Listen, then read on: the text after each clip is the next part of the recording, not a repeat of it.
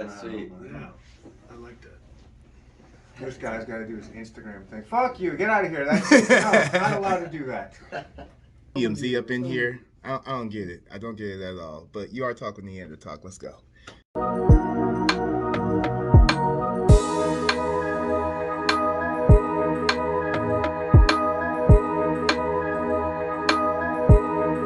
Yeah. Yo, smoking on some purple and I'm wearing purple. Jungle block, you are, we a full circle. Team on my back, and everything down spitting hashtag fact. What's good? What's goody good? Just got done with another one. I missed last week's because, I had to beat, the meet and greet would beat the competition. But I'm here this week, though. Got pranked. Yeah, I got pranked. We'll get into that another time. But until then, though, we're here with the podcaster himself. The son, assassin. Wait, no, wait. I'm Neandertalk. Right. How do you feel about today's episode with, someone that came back from 4 years ago, basically? 4 years ago, he came and was Man. like, hey, it was good to see you again. I was like, good to see you.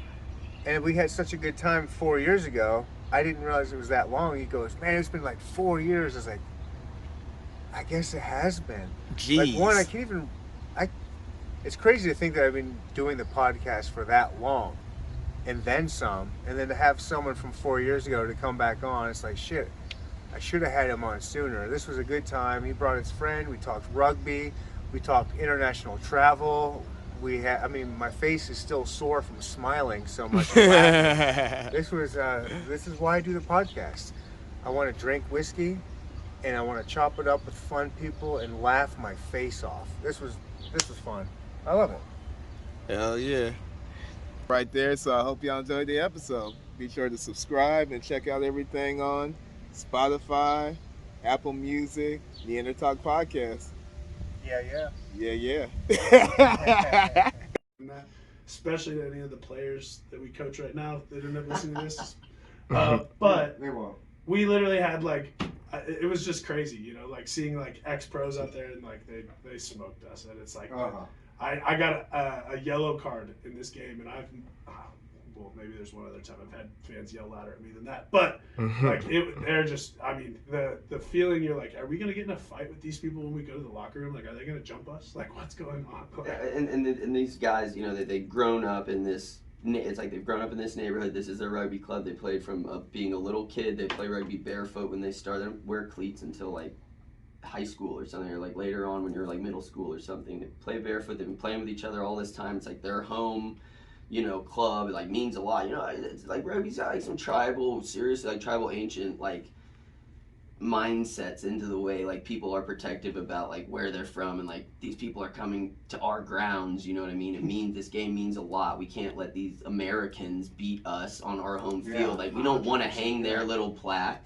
up on our thing and have to walk by that every time knowing, but we'll kick their butt and shake their hand after and take some, drink some with them after, because it's all good. But either way, but yeah, it's there's some tribal aspects to it for sure, where you're really going to battle, and it's a this kind of inherent ancient DNA thing. It's tight, man. It's got some cool roots. All right, I gotta understand. I was here in Kansas City, where COVID hardly existed. You could go to bars and pretty much not really need a mask. Regulations. No, you were, needed a mask. You needed it hanging from your ear at a lot of places. It was very, very low key. When I show up to Boston, and it's people screaming in each other's faces if you don't have a mask on. Everywhere. playing. Dining, so strict. Everything was locked down. I was like, well, this is gonna take some getting used to. It ended up being fine and everything, but who's even had more lax on those rules was Kansas. Yeah, I went to a hip hop show at the Roxy. R.I.P. the Roxy. One of my favorites. It was mid-COVID, heat COVID, and I took my Uber there, have my mask in, pop out, and I go in there and I don't see anybody wearing masks. But and I asked the guy who was checking the tickets, do I need to wear a mask? He's like, nope, you don't need a mask. Is that just when I'm drinking? Or it's like, you don't need a mask at all. I was like, I like it over here. All right.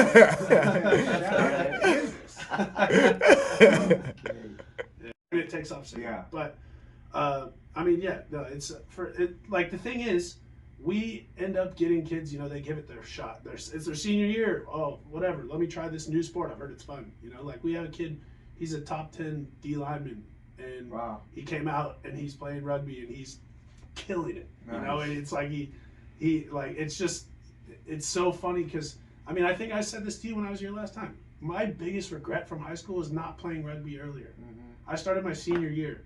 I played lacrosse. Yes, it was fun. It's not nearly as fun as rugby. And I think that as far as my like rugby career and path, whatever worked out, I think it worked out fine, whatever. But like, it's so crazy when you see these kids. Like, for instance, honestly, prime example this year. So we had a bit of a numbers issue. And so we were putting more effort into recruiting and everything. We had a couple kids, you know, they were freak athletes and they had never played a game. We're like, listen, man, just please see it through. Like, try this out. I beg of you, please, just for really one game. Sell it to them. No, 100%. I mean, it's a little out there, especially with it not being affiliated to a school. But we're like, please, God, play one game. Both kids come up to us after the game and they're like, Coach, thank you so much. I had so much fun. This is fucking awesome. And I'm like, bro, I tried to tell you, but thank you. You had to see it for yourself, and that's great. And thank you for saying that. Tell your friends. Let's go. Let's get some more. Like, but honestly, those moments are definitely so like fulfilling, I would say. Oh yeah.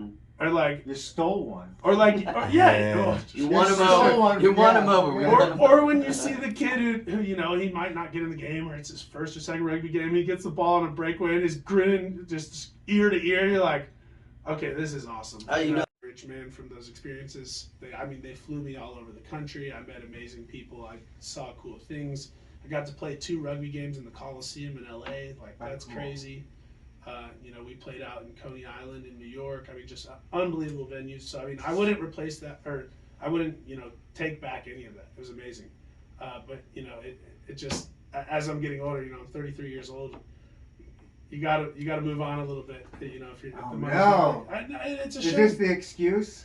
It could be an excuse. Maybe I'm copping out. I mean, I'm still loving playing with the kids. You'll either do it or you'll make an excuse. What is that? Yeah, no, that's fair. I mean, but at the same time, I just can't justify doing it for the money the potential of money, because it's just not there. And I loved it. I had 4 great years. It was unbelievable.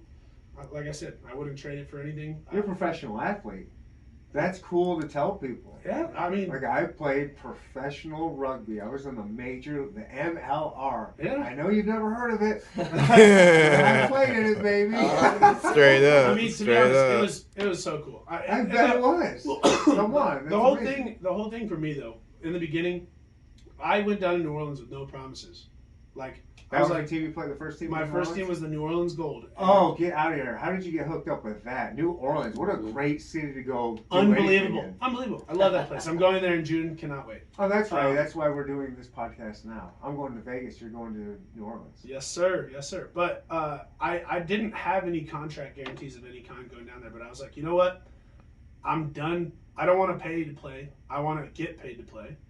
And I'm going to go down there and I'm going to bust my ass, see what I can make happen. And it was weird how it ended up. I got, the lowest contract you could do at the time, and $12,000. Pretty much, yeah, around that, give or take. Yeah, give or take. Honestly, no, yeah. And I didn't care though. I wanted to be involved. My whole thing is I want to play the highest level of rugby I physically possibly can, as long as I physically possibly can. And the way my life's set up right now, I don't think that. How old were you when you first started? That's the other thing. I started so late. I started when I was 28. In New Orleans? Yeah. Wow. 28. Yeah. So it was unbelievable. It was. What were you doing before that? What's good to everybody? Appreciate everybody checking out the vlog. Don't forget to like, comment, subscribe, and appreciate y'all sharing too. Yeah.